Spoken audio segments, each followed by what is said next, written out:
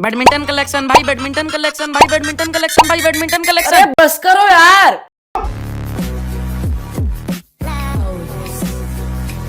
तो हे लोग, तो कैसे आप लोग? आई होप कि आप लोग बहुत ज्यादा ही अच्छे होंगे। तो फाइनली आप लोग के इतने वेट और प्यार के कारण मैं आप लोगों के लिए बैडमिंटन कलेक्शन वाला वीडियो लेके आ चुका हूँ। और इस वीडियो को आने में थोड़ा टाइम तो लग गया, बट बिना टाइम वेस्ट किए स्टार्ट करते हैं किड बैग से। तो चलो।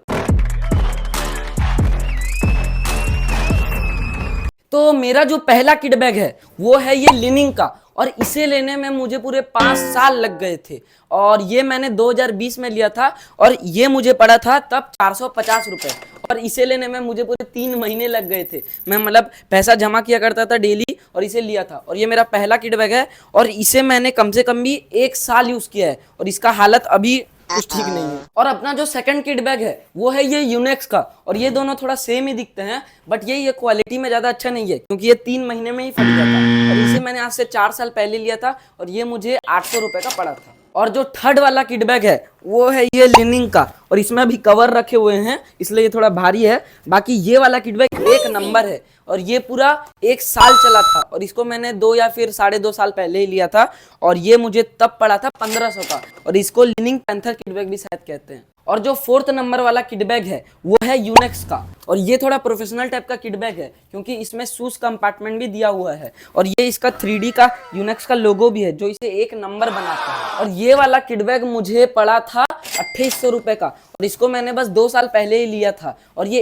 1 नंबर किड बैग है, अभी तक भी चलता है। और ये है 5th नंबर वाला किड बैग, और ये मैंने लिया था आज से 1 साल पहले मेरे बर्थडे के दिन। और ये मेरे बैडमिंटन कलेक्शन में सबसे महंगा किड बैग है, जो कि मुझे पड़ा था 6000 रुपए का। और ये ली चोंग वी एडिशन वाला है, और इसमें साइड बैग भी दिया हुआ है, मतलब ऐसे पहन के जा सकते हो आप लोग। और ये मेरा सबसे फेवरेट किड बैग रहा है। और जो 6th नंबर वाला किड बैग है वो मेरे कलेक्शन में सबसे बड़ा किड बैग है, और वो है ये लिनिंग का एकदम बिग वाला किड बैग। और ये मुझे एक भैया ने दिया था जब मैं अपने एकेडमी में था, मतलब आज से वही 8 से 9 महीने पहले। जो 7th नंबर वाला किड बैग है वो भी मुझे मिला था, और वो मेरे एक छोड़ो नहीं बता सकता यार, उसके लिए सॉरी। बाकी ये है वो वाला किड बैग यंग का, और ये आई थिंक 400 से 500 रुपए में मिल जाता है। और ये मेरे कलेक्शन का सबसे लास्ट किड बैग है। अब देखते हैं आगे लेंगे कि नहीं। बाकी किड बैग मेरे जितने भी थे मैंने आप लोगों को पूरा दिखा दिया। तो अभी चलते हैं शूज में। तो मेरे पास है टोटल 12 शूज, जो कि ये रहे, और इन्हें भी मैं आप लोगों को एक एक करके दिखाता हूं। तो चलो। तो मेरा जो पहला शूज रहा है वो है निविया का स्टार प्रो शूज, और वो है ये वाला। और ये शूज को लेने में मुझे पूरे 1 महीने लगे थे, और ये भी मैंने आज से 5 साल पहले ही लिया था। और ये वाला मतलब 1 साल चला था, उसके बाद ये बहुत खतरनाक तरीके से फट गया है, और ये मुझे तब पड़ा था 980 रुपए का। और जो 2nd नंबर वाला शूज था वो था यूनेक्स का, और ये मैंने लिया था आज से 4 साल पहले, और ये मुझे पड़ा था 2200 रुपए का, और इसको बोलते हैं यूनेक्स निर्वाणा शूज। मेरा 3rd नंबर वाला शूज था वो भी था यूनेक्स का, और इसको बोलते हैं यूनेक्स पावर कुशन 39, और ये मुझे पड़ा था 3000 रुपए का आज से 3 साल पहले, और ये भी 1 नंबर शूज रहा है। तो 4th नंबर वाला शूज था वो है एक्सियोना का, और ये नाइकी के डब्बे में पड़ा है, क्योंकि इसका डब्बा ही नहीं था। और ये मैंने आज से 3 साल पहले लिया था, और ये मुझे 1100 रुपए का पड़ा था। और इसे मैंने ज्यादा यूज नहीं किया, क्योंकि ये मुझे छोटा हो गया। और जो 5th नंबर वाला शूज है वो भी है यूनेक्स का, और इसे भी मैंने ज्यादा यूज नहीं किया, क्योंकि ये भी मुझे छोटा ही हो गया। और इसे मैंने लिया था आज से 2.5 साल पहले, और ये मुझे 3100 रुपए का पड़ा था। बाकी शूज तो बढ़िया ही था, लेकिन छोटा हो गया। तो 6th नंबर वाला शूज है वो भी है एक और निविया का, और ये मैंने लिया था बस 2 साल पहले ही, और ये भी 1 नंबर शूज रहा है, और इसको बोलते हैं निविया मल्टी फोर शूज, और ये मुझे पड़ा था 1200 रुपए का। 7th नंबर वाला शूज है वो है ये 100 का, और ये मैंने लिया था वही मतलब 1.5 साल पहले ही लिया था, और ये मुझे पड़ा था तब बस 1200 रुपए का। और ये 1 नंबर शूज है, और इसे मैं अभी भी कभी कभार यूज करता हूँ। मेरा जो 8th नंबर वाला शूज है वो है यूनेक्स का 57 पावर कुशन, और इसका डब्बा नहीं पता कहीं गुम गया जब मैं एकेडमी में था। और ये लिए हुए 1 साल 2-3 महीने ही हुए हैं, और इसका परफॉर्मेंस बहुत मस्त है। इसका मैंने बहुत ज्यादा यूज किया है, जैसे आप लोग देख सकते हो ये पूरा फट चुका है, और ये मुझे पड़ा था 5500 रुपए का। जो 9th नंबर वाला शूज है वो है ये विक्टर का, नहीं पता कौन से डब्बे में है, क्योंकि वो जो डब्बा था वो एकदम खतरनाक फट गया था इसका।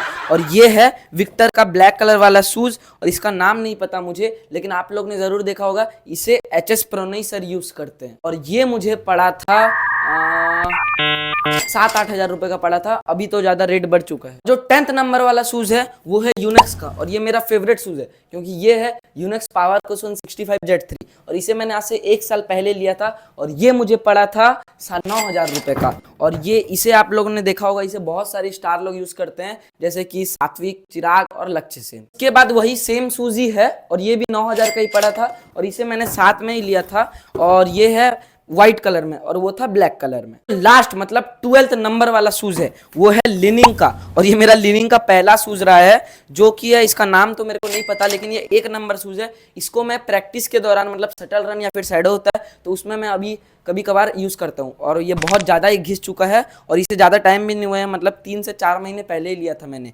बाकी जितने भी शूज थे मैंने आप लोगों को एक एक करके सारे शूज दिखा दिए। अब चलते हैं बैडमिंटन की ओर, तो चलो। मेरे पास है टोटल 31 रैकेट्स, जो कि ये रहे, और इन रैकेट में 3 कैटेगरी है। पहला है बिगिनर वाला, दूसरा है इंटरमीडिएट वाला, और तीसरा है एडवांस वाला। और इसमें भी 2 कैटेगरी है। पहला मरा वाला रैकेट, मतलब जो टूट गया है, और दूसरा जो भी जिंदा है, मतलब खेलने लायक है। और मैं चलो इन सभी रैकेट को आप लोग को एक एक करके दिखाता हूँ। So let's go.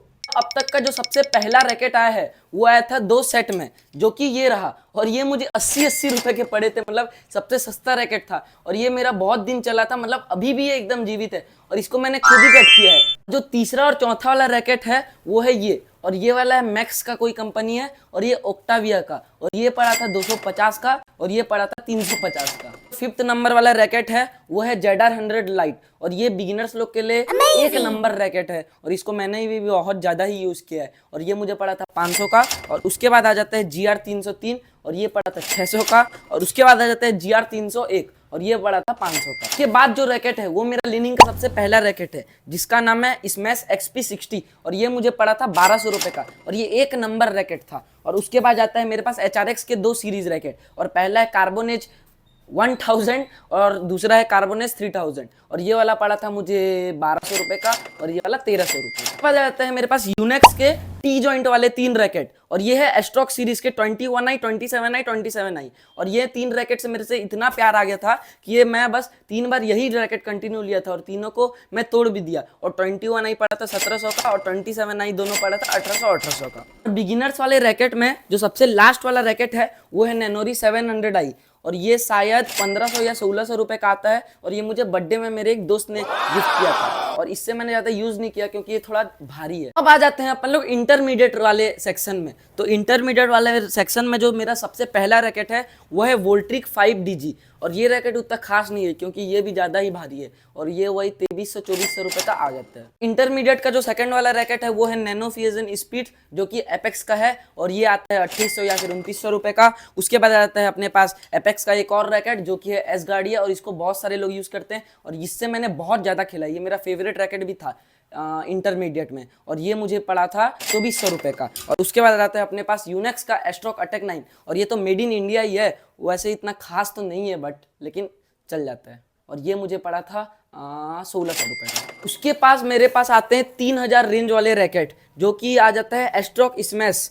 और इसका जो मेन वेंजर है शायद पीवी सिंधु मैम भी यूज करते थे, और ये मुझे पड़ा था 3100 रुपए का, और ये बहुत अच्छा रैकेट रहा है। बाकी ये अभी जिंदा नहीं है। फिर आ जाता है मेरे पास विक्टर का पहला रैकेट, और ये है विक्टर थ्रस्टर HMRL, और ये वाला रैकेट भी जिंदा नहीं है। अरे बाप रे, और इसको तो मैंने कुछ ज्यादा ही तोड़ दिया अभी, और ये मुझे पड़ा था 2100 रुपए का। आ जाता है यूनेक्स का नैनो फ्लेयर सीरीज का रैकेट, जिसका नाम है नैनो फ्लेयर 001 क्लियर, और ये रैकेट भी जिंदा नहीं है, मतलब कुछ ज्यादा ही टूट गया था ये खेलते टाइम, मतलब मैंने नेट में गलती से मार दिया था, टैप मार रहा था, और ये लग गया था रैकेट, और ये मुझे पड़ा था गाइज 2200 रुपए का। उसके बाद आ जाता है अपने पास यूनेक्स का एस्ट्रोक सीरीज, और इसका नाम है एस्ट्रोक 0.1 एबिलिटी, और ये भी जिंदा नहीं है, मतलब इसको भी मैंने टैप मारते टाइम ही नेट में मार दिया था, और ये मुझे पड़ा था गाइज 1800 रुपए का। इसके बाद जो रैकेट है वो है लिनिंग का, और ये मेरे 4000 रेंज का सबसे पहला रैकेट है, और उसका हाल अभी तो टूट गया, मतलब ये 2 टुकड़ों में बढ़ गया है, और ये मुझे पड़ा था गाइज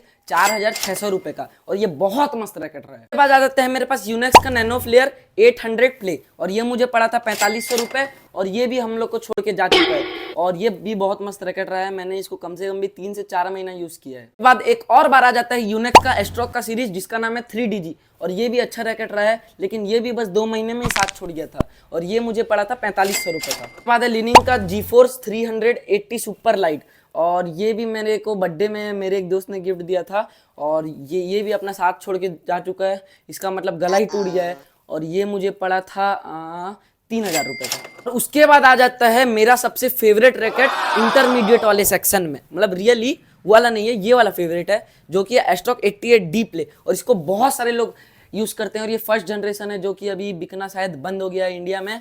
और आप विश्वास नहीं करोगे इसका स्टोरी क्या है।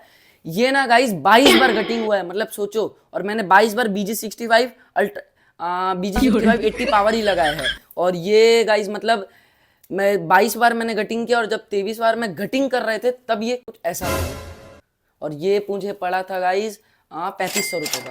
उसके बाद आ जाता है अपने पास इसका ही पोता, मतलब 88D प्ले का 3rd जनरेशन, क्योंकि ये फर्स्ट जनरेशन है, ये 3rd जनरेशन है। तो ये वाला रैकेट अभी भी मैं यूज़ करता हूँ थोड़ा बहुत, मतलब ये थोड़ा भारी टाइप का रैकेट है, तो ये सेशन में थोड़ा मदद करता है। मतलब स्मैश मारते हैं ना अपन लोग भारी वाले रैकेट से, फिर जब हल्के वाले से मारते हैं तो स्पीड थोड़ा बढ़ जाता है, तो इसलिए मैं इसको यूज़ करता हूँ, और ये बहुत मस्त रैकेट है, और ये भी 3500 का ही है। तो इसके बाद आ जाता है गाइज अपने पास एडवांस वाले रैकेट, जिसमें सबसे पहला नाम है वो है लिनिंग का, और इस रैकेट का नाम है टेक्टोनिक 6, और ये मुझे पड़ा है 6000 रुपये का, और ये अभी तक भी चलता है, मतलब ये 4th टाइम गटिंग है, और ये 1 नंबर रैकेट है, और इससे मेरे यूज करे हुए 1 साल हो गए हैं। उसके बाद आ जाता है अपने पास एस्ट्रोक्स का एक और सीरीज, जो कि एस्ट्रोक का सीरीज में सबका पापा है, और ये है एस्ट्रोक 88D प्रो, और ये मुझे पड़ा था 14000 का। बाकी मैंने एक .com से लिया था, तो उसमें तो आपको पता है ना, यूनेक्स का थोड़ा मतलब एक्सपोर्ट इम्पोर्ट का दिक्कत रहता है, तो उसमें थोड़ा कम में मिलता है। तो ये है एस्ट्रोक 88D प्रो, और ये रैकेट बहुत मस्त है,